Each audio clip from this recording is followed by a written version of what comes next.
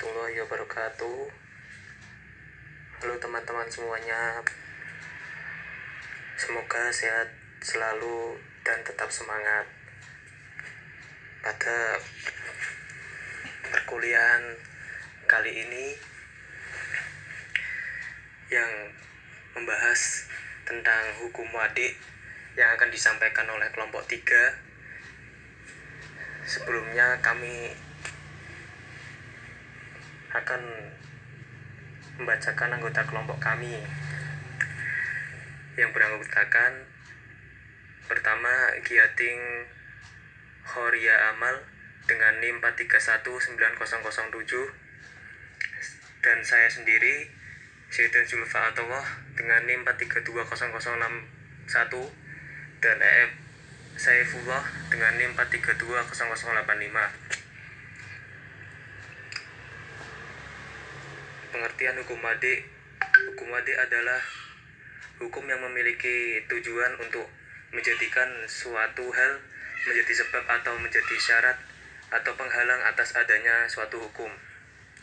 Dalam ilmu hukum, ia disebut pertimbangan hukum. Hukum wadik ada kaitannya dengan hukum taklifi. Hukum taklifi adalah hukum yang mengandung perintah, larangan atau memberi pilihan terhadap seorang mukallaf. Sedangkan hukum wadik berupa penjelasan hubungan suatu peristiwa dengan hukum taklif.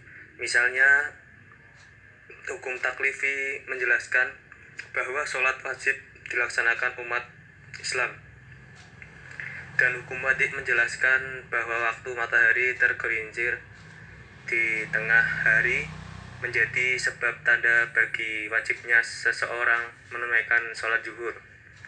Macam-macam hukum wadik adalah sebab, mani, dan syarat. Sebab merupakan sesuatu yang dijadikan oleh syariat sebagai tanda bagi adanya hukum, dan tidak adanya sebab sebagai tanda bagi tidak adanya hukum. Menurut ulama fikih, sebab dibagi menjadi dua. Yang pertama, sebab yang bukan merupakan perbuatan mukallaf dan berada di luar kemampuannya.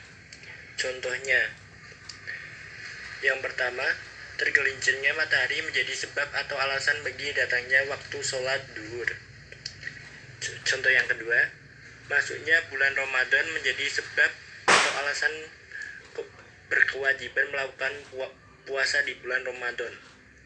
Dan yang ketiga, keadaan terdesak menjadi sebab bolehnya seorang memakan sesuatu yang diharamkan.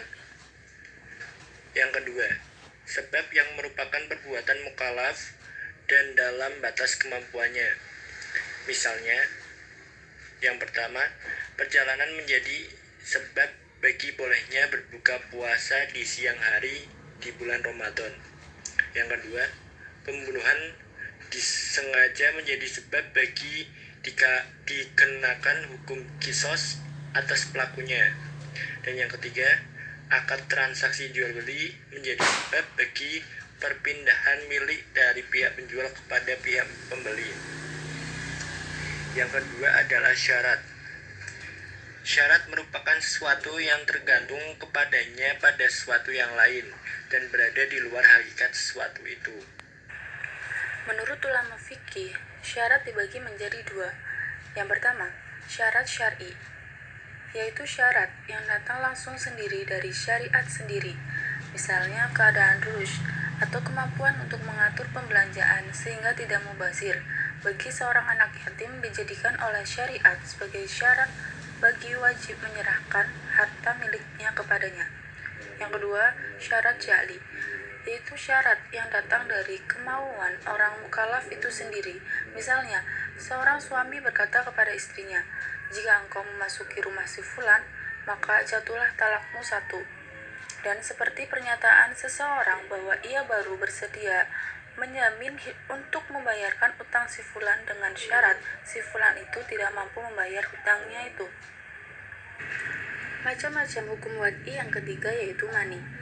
Mani yaitu sesuatu yang ditetapkan syariat sebagai penghalang bagi adanya hukum atau penghalang bagi berfungsinya suatu sebab. Pembagian mani. Mani dibagi menjadi dua.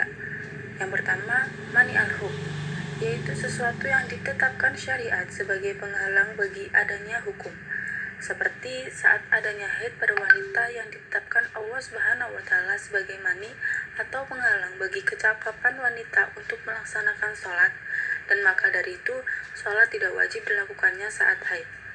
Yang kedua yaitu mani al-sabab, yaitu mani atau penghalang yang dapat menghilangkan al-sabab yang telah memunculkan sesuatu hukum syariat, seperti mengurangi nisab dalam zakat yang menjadi al-mani dari kewajiban zakat. Mungkin cukup sekian presentasi dari kelompok kami. Kurang lebihnya kami mohon maaf. Jika ada hal-hal yang perlu ditanyakan, bisa ditanyakan lewat WA grup. Wassalamualaikum warahmatullahi wabarakatuh.